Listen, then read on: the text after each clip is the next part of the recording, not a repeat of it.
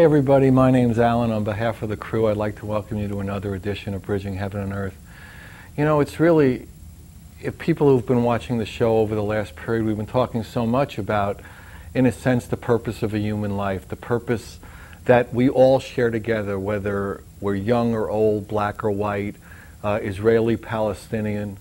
I don't know, I guess there are wars in Macedonia now. There's, you know, questions about, you know, should we drill here, should we not drill here? How do we deal with the dolphins? How do we deal with, you know, different rainforests? And there's always, in a way, conflict seemingly about those kinds of things. And yet, for all of us as human beings, and probably for all the species, is that we want to feel love and we want to share love. And over and over again, I mean, that's the message of all the guests who come on the Bridging Heaven and Earth show, and that's the message of the Bridging Heaven and Earth show itself.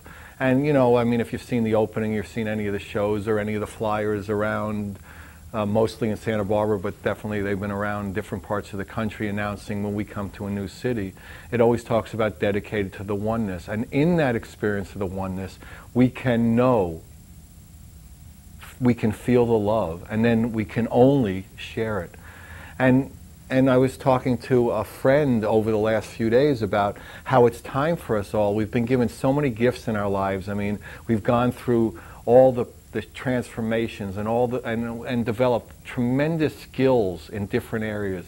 And it's time for us to come together, to bring those skills together in collaboration with as little ego as we can muster, to feel the love and share the love, to come together, to work and play and whatever. I mean, we usually talk about, you know, play work.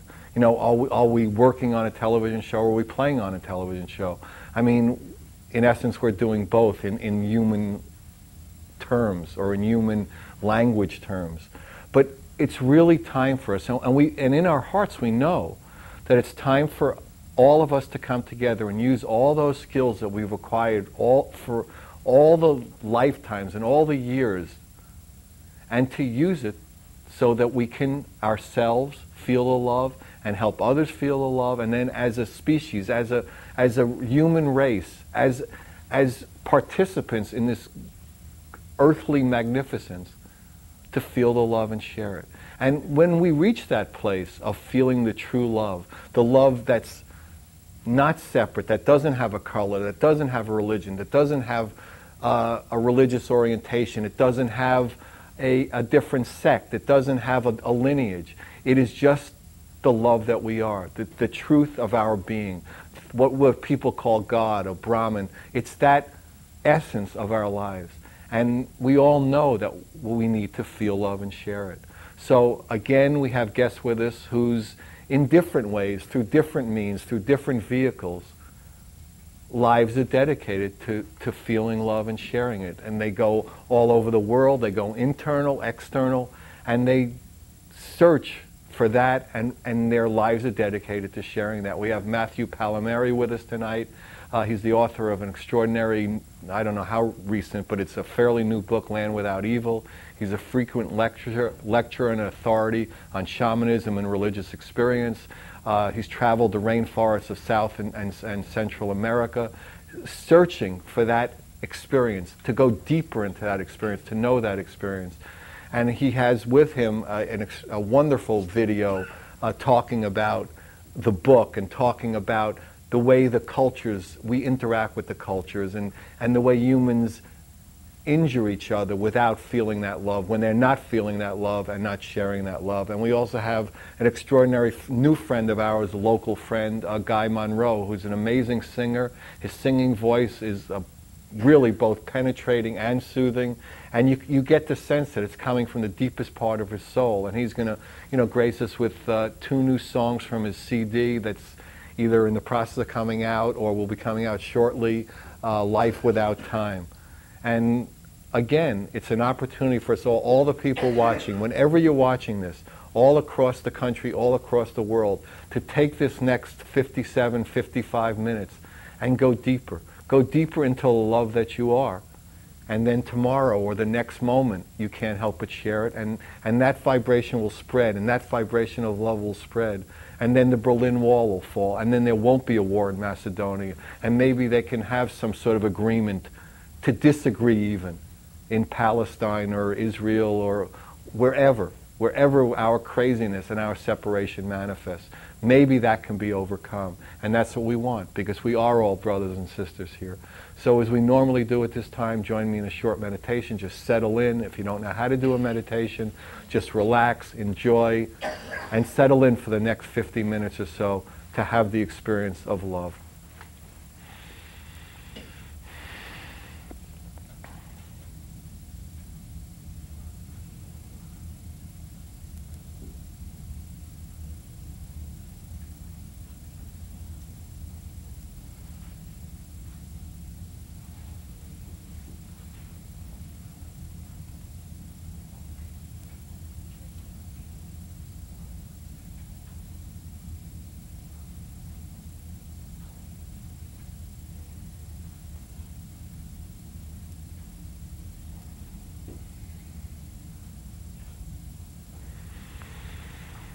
Thank you.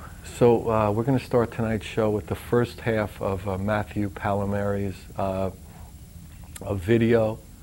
It's the Land Without Evil video. It's an extraordinary piece. We'll show you the first half, and then we'll go to the second half of it later on with Matthew. He'll lead us into that. So, and then Guy's going to sing a couple of songs, and again, it's an opportunity for us all. So please, the opening Matt video. My name is Matthew Pallamary, author of Land Without Evil.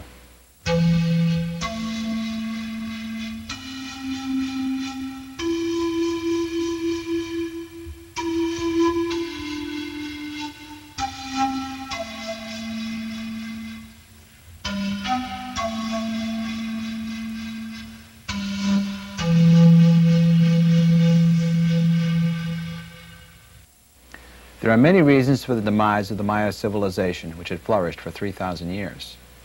The ruins of Palenque in Chiapas and Uxmal in the Yucatan represent the height of one of the most developed cultures the Earth has ever seen.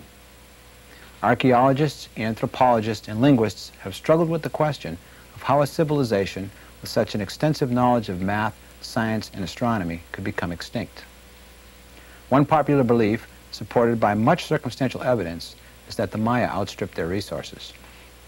Their extinction, coupled with the fact that the conquering Christians destroyed practically every record they could find, have contributed to the enigma. Further adding to these losses is the fact that the most developed religious, mystical, and intellectual knowledge of their culture was only known by a small select group of shaman kings and priests. Today we repeat the same mistakes on a global scale, destroying information and resources that could hold the keys to our survival into the future. The keepers of this knowledge are the disappearing shamans of today, who preserve timeless ecological wisdom while embodying a lifestyle that puts them in harmony with nature. Aside from being priests and performing artists, shamans were the first medical specialists in indigenous communities who used traditional methods that have been effective in treating both physical and psychological ailments. Shamans play a crucial role in helping scientists discover the potentials of plants. As one scientist has said, each time a medicine man dies, it's as if a whole library has been burned down. The chemical components of plants they use in healing rites could be building blocks for new drugs or cures for such diseases as cancer or AIDS. Brazilian Indian areas cover 11% of the national territory, encompassing practically every kind of Brazilian ecosystem, yet no value has been given for their ethnobotanical knowledge. This makes no sense when you consider how the abundant botanical resources of tropical rainforests have provided tangible medical advances, yet only 1% of the known plant and animal species have been thoroughly examined for their medicinal potentials. 70% of the 3,000 plants identified by the United States National Cancer Institute as having potential anti-cancer properties are endemic to the rainforest. Besides the intrinsic value of biodiversity, the human species are a part of the delicate balance that depends on the rainforest's millions of life forms for its own existence. Many indigenous peoples survive directly off of the resources found in the rainforests. When these resources are destroyed, the people lose their homes, their food, and their culture. which forces them to crowd into protected, endangered areas of forest for shelter and food, leading to further destruction and extinction. Whole cultures disappear along with the environment, and with them pass massive bodies of knowledge known only through oral traditions held by the shamans. 6 to 9 million indigenous people inhabited the Brazilian rainforest in 1500. In 1992, less than 200,000 remained. Scientists estimate an average of 137 species are driven into extinction every day. Within the next hour, approximately 6 species will become extinct. The alarming rate of extinction today, comparable only to the extinction of the dinosaurs, is specifically human-induced and unprecedented. One example I've witnessed are the Shipibo Indians of the Peruvian Amazon, who say that their culture is disappearing. Their younger people have taken it upon themselves to preserve it through dance and music to keep the memory of it alive. Another preservation of the Shipibo tradition are the intricate visionary patterns on the men's outfits, which are hand-drawn with ink, and the women's dresses, which are embroidered.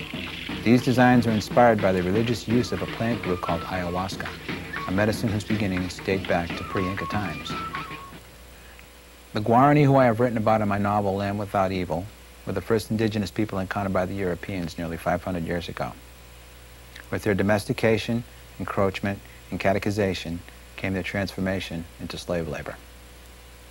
Of the 23,000 living in the state of Mato Grosso do Sul today, nearly 9,000 have been expelled from their traditional land and are living in conditions of misery along the sides of the highways. For those who have gotten their land back, the soil is arid and unproductive, imposing a miserable life. They cannot hunt, the rivers are drying, and the land does not produce as before. To this day, the Guarani still migrate, searching for the land with no maladies, a paradise otherwise known as the Land Without Evil, which is both the title and the story told in my novel. Hi. So we're on the set with Matthew, so I'm a little early. Can we have a land without evil at this point or develop? The shamans have a saying that the world is as you dream it. So if we change the way we think, we can change the world, because that's where it all begins. So how did you come to write this book?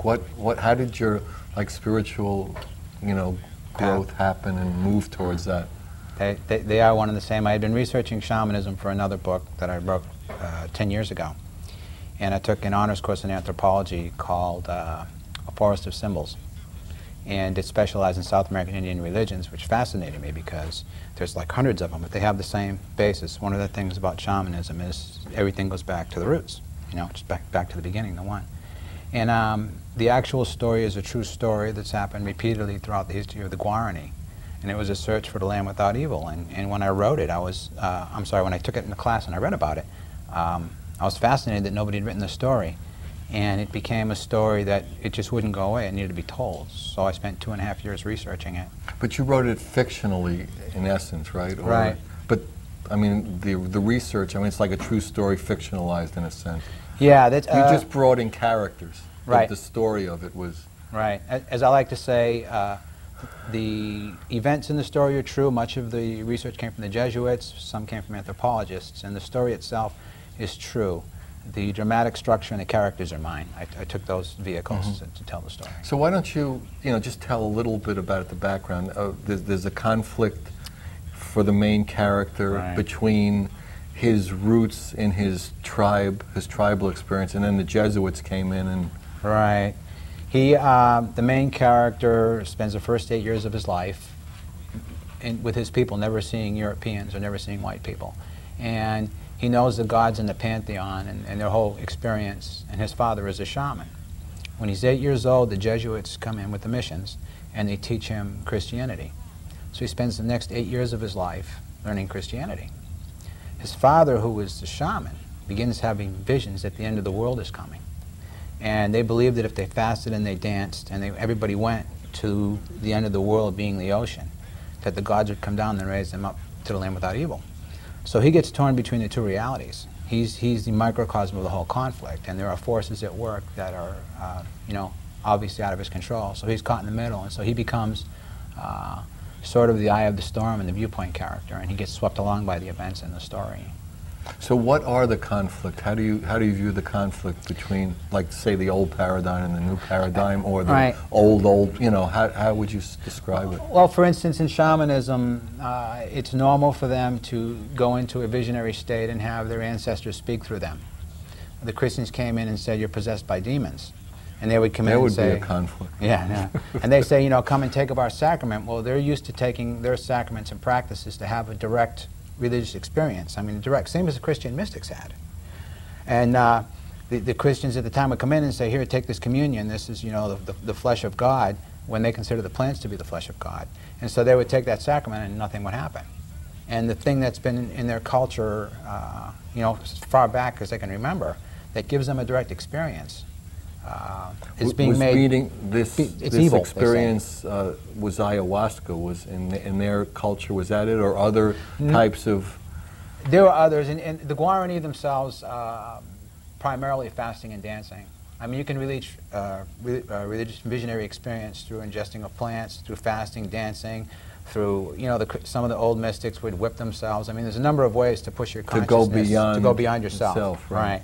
So theirs was primarily fasting and dancing, and what I wanted to do in the novel, which is important to me, is to bring visionary experience, but have no quote-unquote external influence, because I wanted visionary experience. It's amazing. People will say, well, visionary experience, well, that's cool if you fast and you dance, but if you take like one thing, like a plant or some other substance, suddenly it's bad, and it's kind of ridiculous. But I wanted visionary experience to be sort of accessible to people. Why do you think that is, that people, I mean, is that like, you know, the Judeo-Christian ethic that's brought up, that's, you know, the puritanical way, or, you know, some way of preventing freedom? I mean, how do you describe why it is that, you know, like smoking a marijuana or smoking an herb or taking a mushroom, which throughout a lot of recorded history was part of the culture of, you know, growing consciousness? Right. Exactly, growing consciousness. Beautiful metaphor. I love that.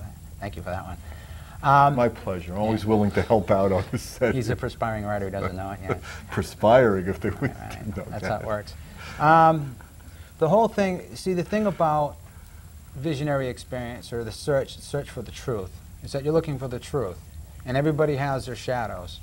And you know, in the United States, caffeine, alcohol, and tobacco are the accepted drugs. You go to other cultures, and other things are the accepted drugs. Generally speaking, visionary experience brought about by plants, which are part of the oneness. I mean, it's a manifestation of intelligence. You know, it's a cosmic thing coming through. To take that and to go beyond yourself, it's a process of self-discovery. Well, not everybody wants to discover themselves. A lot of them are afraid. There's a woman I was talking to, and she was on a vision quest, and this Indian guide came to her. I love this story. And she asked him, what is it? Why don't you describe what a vision quest is, and then we'll do it. Okay, sure. I mean, we always try to, you know, not assume that people have, you know, a lot of knowledge of the... A vision quest is, you know, a number of ways to do it, but you're basically pushing yourself to the limits of your physical being in order to raise your awareness, and you sort of make your spirit further and further from your body, so the things of the world, like the ones I've done, are very restricted diets and working with certain plants in the Amazon. And the more time you spend, the less attached you become to eating and other things that influence you, and your awareness just starts to... You're less attached to your identity of yourself in a certain way, which includes eating and the whole thing. Right, and that's sort of ego-based with the body, so it's a process. So this guide that came to her on the vision quest, she said to him, "What do you do?" And he said, "I hunt." And she said, "What is it that you hunt?" And he said, "I hunt the darkness." And that is a beautiful metaphor for a search for spirit, because you want to find the parts in yourself as we grow up that aren't loving, so to speak. Now, would you say, I mean, there are a lot of theories about this. Do you think it's better to hunt for the darkness or seek the light, or are they the same in your way of looking at it? In my way of looking at it, you have to pass through the darkness to get to the light. The fact that you're seeking the light means you're not there. And it's really, it's not so much I'm there, you know, I've made it, you know, no. I mean, it's the path, it's the process that's important. My earlier path happened to be pretty dark. And quite frankly, I wouldn't have it any other way. Because now I really know the contrast. So you look at the things within yourself. You know, one of the things that you do when you're on a vision quest is you're sort of with yourself. You spend a lot of time alone. I spend like 11 days in the jungle, mostly alone, at a little hut. They bring you just very basic food, and you're there with yourself. And your ego gets frightening. going. I mean, that's one of the most, well, in a way, I'm saying, you know, at the beginning, it's like before you get over, it's like, holy Christ, you know, where are my habits? What do I do now? Exactly. Your TV's not your there. mind is just racing. Yeah. You're stuck with yourself. No, I've been in that experience. Yeah, I've no, had it's a long beautiful thing. meditation Exactly. retreats and It is. stuff like that. Meditation's a big part of it. It's a centering. So down there, you really connect with the earth, and then you start to see and really feel yourself being caught up in forces that are greater than you, and you realize, in one aspect, how really insignificant. Is it greater than you or what you really are? I mean, you know, we always look at it that way, and that's another level of separation in a way. I say yes, both. You say both. Right. It's like, you know, there you go. No, you know, and or both. Right. Well, which flower is it? Well, it's all the same. Somebody says to me, well, how come, you know, if we're all one, we're not all the same? Well, I say, why should a rose be like a chrysanthemum? I mean, it's all a flowering. And so everything can be, we can be both a drop of water in the ocean at the same time. And the more individual we are, how can I put this? The more we become part of the one, I think, the more we manifest as individuals. It's a wonderful paradox. But do we identify with our individuality? Or do we just manifest it? I think that we need to give up our individuality, and as we give it up, we actually manifest it more. But our identification wouldn't be with it. Right. To me, the truth always lies within the paradox. So it's like the razor's edge between grace and effort and ego and exactly. You can have a healthy ego and still be loving and humble. And I mean, you know, look at the Dalai Lama. I mean, he's a perfect example. He's a living example of it. Yeah, his ego's too big. We haven't had him on the show until he gets his ego down. We're trying. We've talked to him about it. Yeah. But he's working on it. He's got to lower himself at some point, right? He's got to go more into the one we talked to him about. Right. People get so caught up with their ego, they're afraid of losing control, and to become part of the one, you have to give up yourself. And the funny thing is the more you do it, the more unique, and the more you're with the flow, and the more you do manifest. I mean, I'm always willing now to let the forces come through me and take me, because they definitely know what's going on more than I do. I mean, I have no doubt in my life now at that, of that. Do you think you can be at a point where like there's no I and there's no it? So in other words, you know what I'm saying? Yes, I think that that's sort of the essence of meditation. I've been meditating for 26 years now, and I had spent some time with my favorite, sounds like my favorite Martian, but my favorite shaman from Peru. He was up, and he was here from Mars. Yeah, right. And I went after the session with him. A few days after, I went to a yoga class, and I got into this really beautiful meditation, and it was effortless. And then suddenly I realized the whole class was already up and sitting up, and I was still like way out there, and it was a beautiful place. And it happened.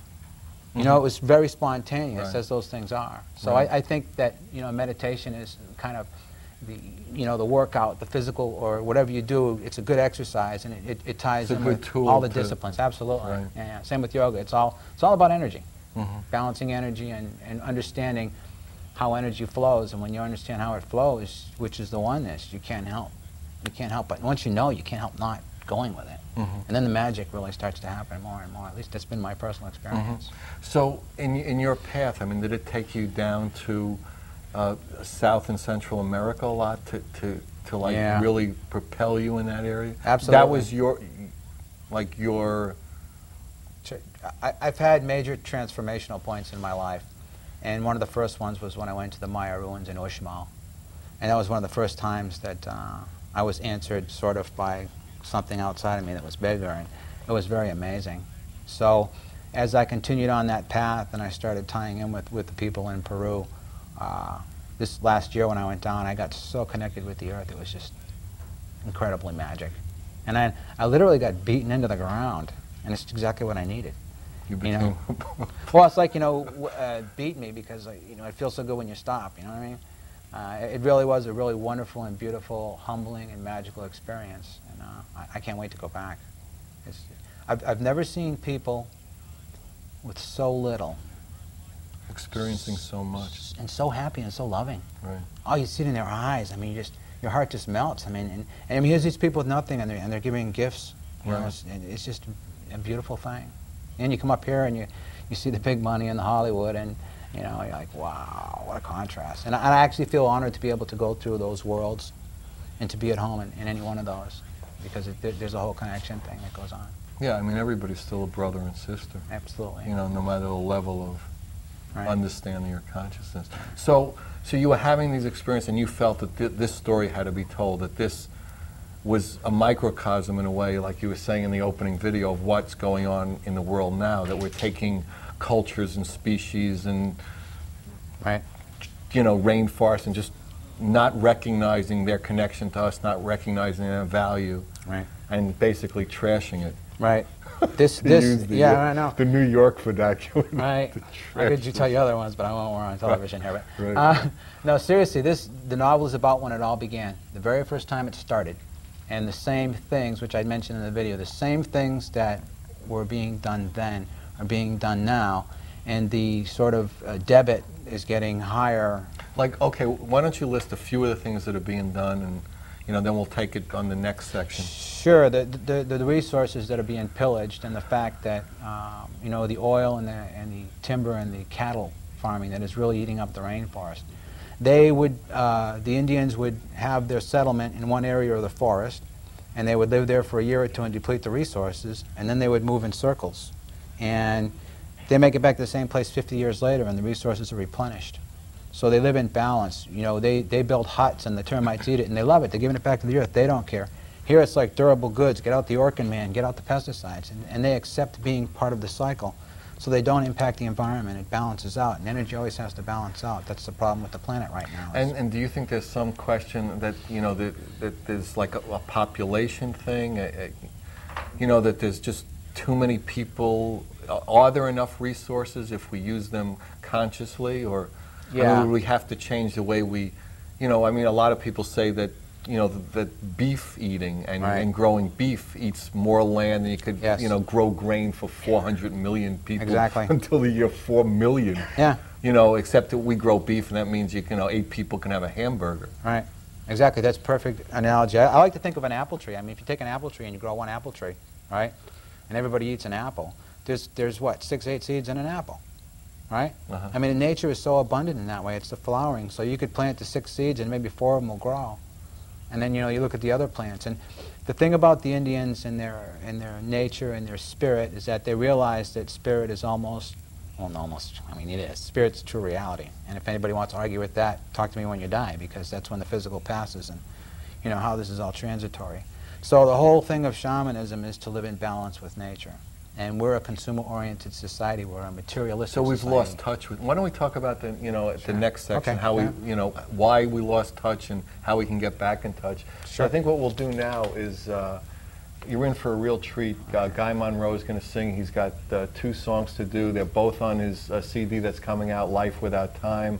The first song he's going to do is Somewhere Over the Rainbow. The arrangement is by I.Z. Kamakawawa Ole. I'm sure I got it wrong. I told him it was almost a sure bet I was going to get it wrong. And the second song is by Jesse Winchester, No Pride at All, and both of them are sung by Guy Monroe. So, Guy?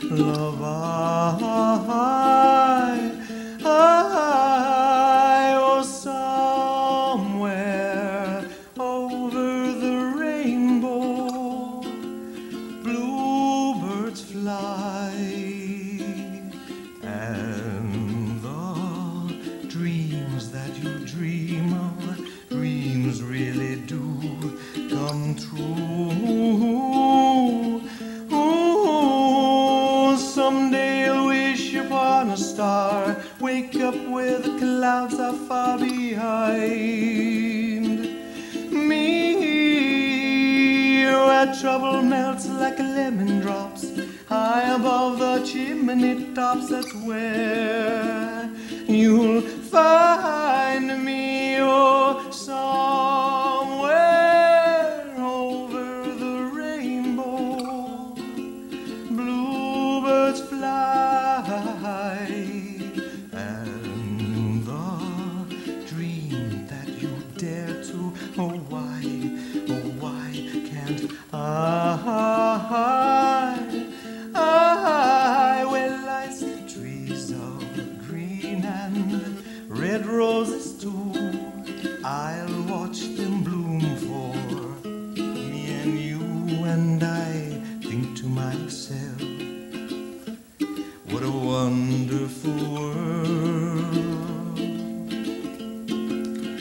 Well, I see skies of blue and I see clouds of white and the brightness of day. I like the dark and I think to myself, what a wonderful world. The colors of the rainbow, so pretty in the sky, are also on the faces of people passing by, as if friends shaking hands saying, how do you do? They're really saying, I love you. I hear babies cry and I watch them grow. They'll learn much more than we'll know, and I think to myself, what a wonderful world. Someday I'll wish upon a star, wake up where the clouds are far behind me, where troubles melt like lemon drops high above the chimney top. That's where you'll find me, oh, somewhere over the rainbow, way up high, and the dream that you dare to, oh why can't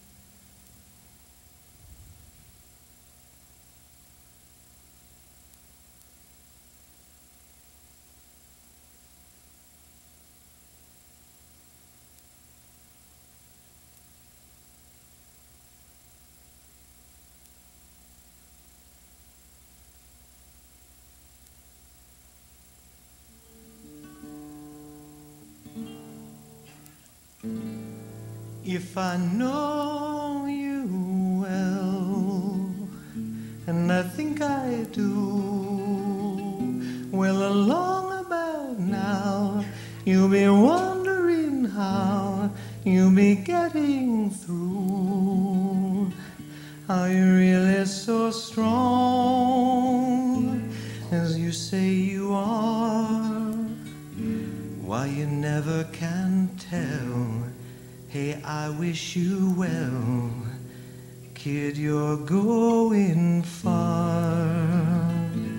But if ever you're caught in a corner If ever your pride should lead to a fall,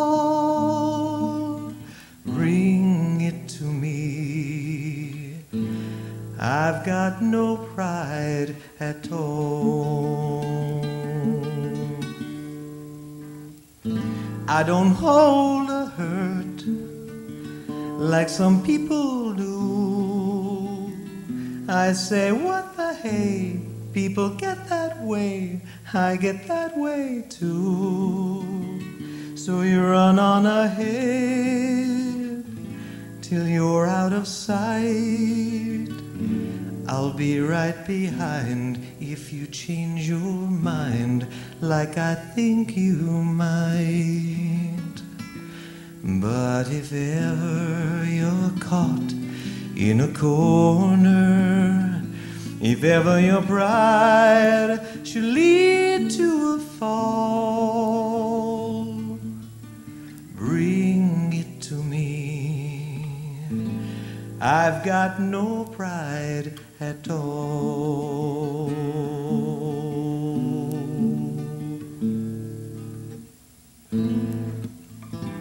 I don't hold a hurt like some people do. I say, what the hey? People get that way, I get that way too. So you run on ahead till you're out of sight. I'll be right behind if you change your mind like I think you might. But if ever you're caught in a corner, if ever your pride should lead to a fall, bring it to me. I've got no pride at all. Bring it to me. I've got no pride at all.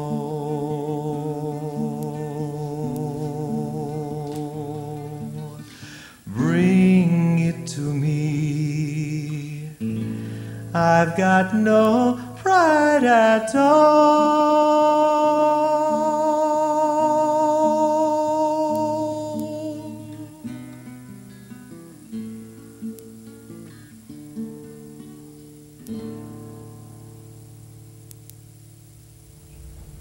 Wow, that was great. Thank you, John. That was great.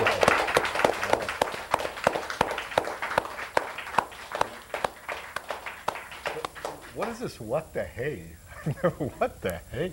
It's like a word I had never seen. Okay, so back to, okay, so how do we manage as a human species not to remain in touch with what we really are? What happens in a human life? We're born into this world, you know, crying, doing all the things, and how do we go to that we'll trash everything in sight? How do we manage to get to that journey so quickly? It's you know, the thing that it starts with is spirit coming into matter, and there's a separation, and we obviously have lessons to learn, and we forget our source. We tend to forget our source.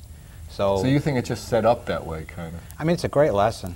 I've had some of the most humbling and humiliating experiences on my path, and I think I can honestly say that the worst things that ever happened to me are the best things that ever happened to me. Because you hope they happen again. I mean, you hope you're learning something. Right, exactly. A little subtlety could be better at this point. I mean, you know, consciousness is energy, and matter is not separate from energy. Matter is just another manifestation. So if we learn that everything is energy and how we manifest energy, then we learn to be part of the energy instead of being separate from it. I mean, this whole energy thing blows me away because it's kind of so true. I mean, part of me is giggling that they're running out of energy because they're misusing it. So they're running out of a form of energy.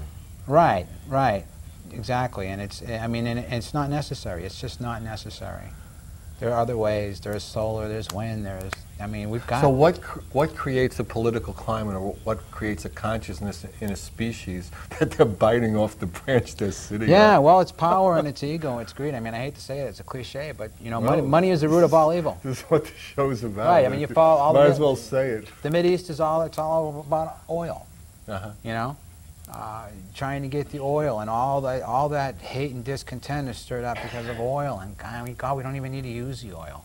You know, I mean, there's lessons we learn as we go. And one of the beautiful things about shamanism is that everything, I mean, it's the same with Buddhism too. I mean, everything equates to balance, harmony. And this, any spiritual path that's true comes spirit. Back to that. Spirit's the real, this is all temporary. Spirit is a true reality. And you know the set's going to be gone in about 25 exactly. minutes. No, I mean, you know, if you think of our whole conception of time and space, and you realize that at some point, at any point, you never know where, you can be plucked out of here. And you don't know where you're going to go. Right. You know, what are you manifesting at the time? The whole analogy of... we're all here today and gone tomorrow. It's just which day. Right. And when you start thinking about the time that we're here in a cosmic perspective, it's like that. So... what can you do while you're here, and you know, why are you here, and what does it all mean? I mean, those are the questions. And what are the answers? Might as well. Let's go get them. Okay, yeah, right. Like I know everything, right? No, the answers are right here. I mean, we are all one, and you start to realize that the more you, I mean, if we are all one, then if I love you and you love me, then I'm loving myself. So I'm being selfish anyway. I mean, you get the best of both worlds. So you want to give what you want to get back, but not for the sake of getting it back. I mean, to me, the more selfless you can become, the more you realize that you are part of something bigger, the more something bigger starts inserting itself into your life, and the wonderful synchronicity things start to happen, the magical. I mean, yeah, you're in the flow. I mean, to me, to get on this show is, to me, is an amazing blessing. I thank you for having me on. I mean, it tied in with the things that I was learning, and when I went into the jungle and the things I learned, and I came out and boom, there it is. I mean, it's like you learn this lesson and then suddenly, you know, it's to me, it's been... Most people say their prayers are answered when they come on the show. Yeah, no, it's no kidding. No, hallelujah. Amen, brother. Amen, brother. Right. Go get them. Say more. Talk about it more. We got about 15 minutes. But here's the thing. It seems like the things that you want, as soon as you really let them go, that's when you get them. Because then you don't have that attachment. And the less attached you are to physical, materialistic things, the more freedom you have. So some people talk about, I don't know if this is an area you're familiar with, but I know that some people who've come on the show talk about visualizations, where they're visualizing something they want. So is that a letting go of that? Is that not a letting go? Is that a, you know, in your process, how would that work in your... Well, here's the thing. I had mentioned earlier the shamans have a saying that the world is as you dream it. So you have to think it before it can manifest. I mean, if I sit here and I go, well, I want a house. Okay, I think about a house, right? And the first thing I do is I'll get some paper, or, you know, today with a computer. And what I'm thinking in my mind, I start to move my fingers and I start drawing it on paper. And then if I want to be literal about it, I go out and I buy the wood and I get the cement, but I'm manifesting by my actions what I'm thinking. So you have to think it in order to manifest it. But you know, what is it you're thinking for? I mean, I want peace in the world. I want love. I want everybody. I think there's more than enough resources to go around for everybody.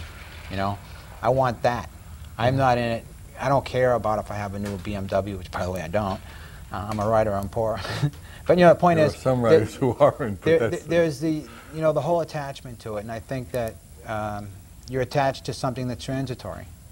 And when you start to really realize it, and you start tapping into spirit, and the spirit starts moving through you, those things have less importance, and you become more in balance with your environment and your whole being, your whole consciousness.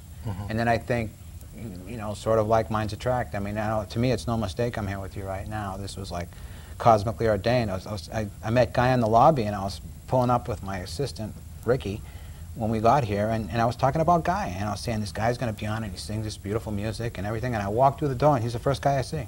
Guy's the first guy I see. There's something there, right? He greeted everybody at the door. He wanted everybody to have that feeling. No, it's great. So, you know, and then like you say, to walk in and feel the vibe here, and everybody here has some awareness that we are one. So you know, the sum is greater than the parts. So, on the second half of the video, we saw the first half earlier, you read from the book. Why don't you set the scene Sure. for us so people will get a feeling for what you're reading? Okay. What I did in the second section, and the section that I chose to read from the book, is the first time that the Indians really see cattle.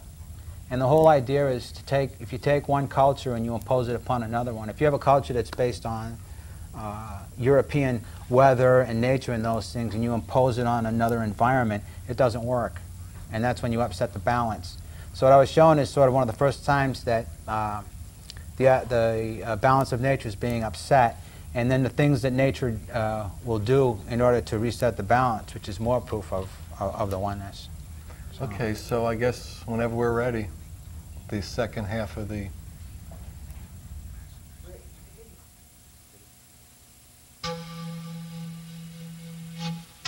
The jaguars didn't run in packs when the people lived by themselves in the village, not until the white men brought cattle. His father and Abacaninde both said that bringing animals far into the forest had upset the balance and angered the gods. The jaguars ran together to hunt and eat the cattle to restore the lost balance. Cows had no place in the forest. Without protection of the mission, they wouldn't live. He remembered sneaking down to the corral with Abakarai that day. He'd first heard of the strange animals. When the boys climbed the fence, the cows all stood and stared. Both boys jumped back behind the fence, uneasy with so many eyes scrutinizing them. "Do you not think they are living tekoake?" Abakarai said. "They have sleepy eyes. Look how slow they are. They do nothing but chew. They are always hungry." "Always hungry and they do not hunt," Avatape added. Abakarai giggled. "Sounds like Avatakwa." Avatape shared the laughter, then Abakarai grew serious again, nodding toward the cows. "My father says they walk straight to their death when they are slaughtered. They are too stupid to run. No forest animal would go to its death so easily. Its meat is soft and flabby like Father Rodrigo's stomach," Avatape said, laughing at his own joke. Abakarai chuckled, then his face grew solemn. "My father said that eating their meat will make our people soft, flabby, and stupid until they walk around with sleepy eyes like the cows. We will all walk straight to our deaths, slaughtered by the white men." Avatape shook off a chill at the memory of Abakarai's words. The people had grown slower and fatter living at the mission, and like the cows, most were always hungry, but didn't hunt. How many had gone to their deaths since the white men had come? He peered deeper into the blackness and thought he saw the beginnings of a gray haze forming above the darkness outside. He glanced over at what remained of the wood next to the hearth, nearly gone. How much time had passed since the attacks? He put more wood on the fire and kept his gaze steady as gray turned to silver, then indigo and crimson, finally blossoming into the first glimmer of the coming day. Blackness turned into shadow and formlessness into substance. When the first cries of morning birds filled the air, Avatape rose and stretched. His eyes burned and his limbs felt heavy. Tonight sleep would come quickly, but he had a long day ahead. He crossed a small road and stood in the doorway, looking out onto the muddy street. How many had died in the night? Careful not to wake his mother and sister, he put a pot of maize mash on the fire and gathered his family's cooking pots, pottery, and gourds, piling them on top of carrying nets. When his mother awoke, he had a gourd full of mash, then went to the forest to find 2 large cedar limbs so he could drag his family's belongings to his father's maloka. When he returned, Pinde and Kuna Waiwe Vera had most of their things packed into the chest. The rest they rolled into their sleeping skins. Avatape lashed the limbs and netting together. By the time they set out for his father's maloka, the sun had climbed above the surrounding buildings, and the mud in the street had begun to dry. Avatape led them past rows of quiet, darkened houses, wondering which had been visited by death and which had escaped. He pictured frightened families cowering by their fires. His stomach tightened at the remembrance of last night's screams and the sounds that followed, tearing flesh. Part of him wanted to investigate, possibly help. Part of him dreaded what he'd find. His first duty was to get his family away from the dangers of the mission to the safety of his father's maloka. With the help of his mother and sister, Avatape dragged everything they owned through the drying mud of the mission streets. The hot sun beat down on them until they reached the forest. The shade and wet leaves on the path let the load slide more easily, but now they had to contend with low-hanging vines and branches. Pinde stayed close by his side while his mother pushed from behind. No one spoke. Even Pinde, who usually chattered more than the squirrel monkeys and macaws combined, remained quiet. Mist rose in wisps from the ground, floating toward the sky like spirits. Birds cried and monkeys chittered. Avatape kept his senses alert. If predators threatened, any changes in the sounds of the forest would warn him. He felt safer among the trees than at the mission. The farther they journeyed from it, the more he felt the threat diminish. Even though he feared all the gods, he didn't think he had offended any, yet he felt caught in an inexplicable struggle. Should he believe in a Christian God, the myths of his people, or both? To survive, Avatopic thought only one question needed an answer. Which did he fear most?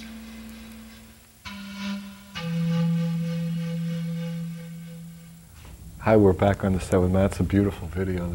The slides are great. It's really beautiful. So, well, I mean, in all your experience, and you've done a lot of things and taken a lot of journeys into knowing. I mean, how would you recommend for people to come into that balance, that harmony, that knowing? The best way really is to educate yourself. I think there are, I mean, I hate to use cliches, but cliches become cliches for a reason, because there's truth to them. So everybody has their own path that works for them. And cliche? No. The writers will kill you. Right. Oh my God. Right. I mean, the whole idea of plants as teachers, to me, is beautiful. People, I mean, they're everywhere, and all life is based off of plant life. I mean, even the carnivores have to eat the prey who eat the plants. So in a way, they're almost here first in the cycle. And I think that by following their example and seeing how they manifest, they teach in many, many ways. And you've done a lot of meditation, so you find that if someone learns a meditation that they're comfortable with, that also is a good tool to, absolutely, to peel away the layers of the unknowing. You can go straight on meditation. I mean, there's a really wonderful book called Zen in the Brain. It was written by he's a neurologist, and he's also a Zen practitioner. And he gets into the whole thing, when you're in this meditative state, this chemical thing happens.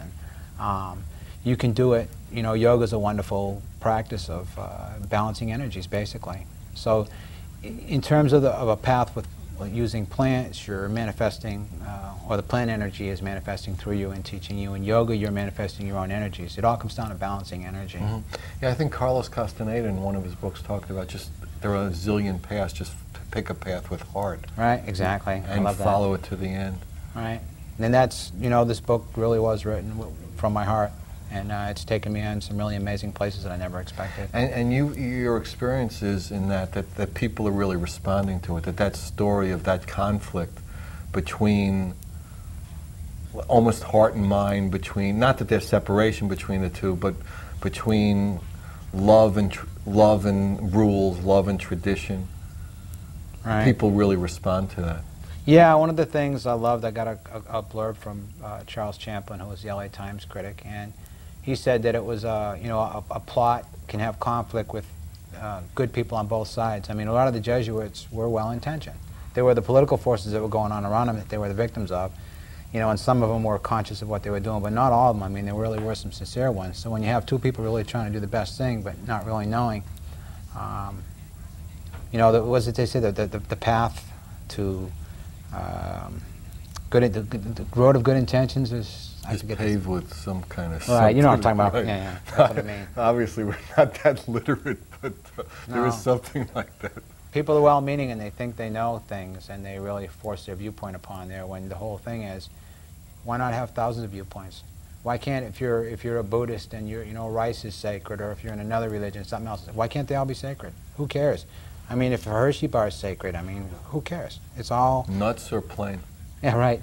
It's like no, I just, if we're talking sacred, I don't want to be messing with people's tradition. I'm not one for that. You get struck down, right?